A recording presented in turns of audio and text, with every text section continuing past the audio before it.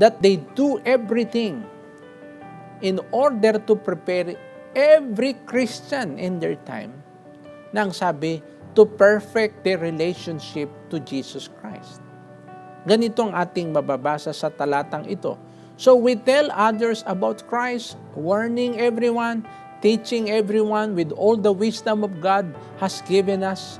We want to present them to God, perfect in their relationship to Jesus Christ. Ito ang laman ng mensahe, ng message of watching. The Lord wants everyone to be perfect, their relationship to Jesus Christ. Yan ang pagiging sakdal ng bawat Kristiyano, ang pagiging sakdal ng buong iglesia. Pag naayos ang ating relasyon kay Kristo, pag ang ating paglilingkod ay napasakdal, ang Panginoon nga, ang sabi sa Efeso 5:27, He will present His church to Himself, a glorious church.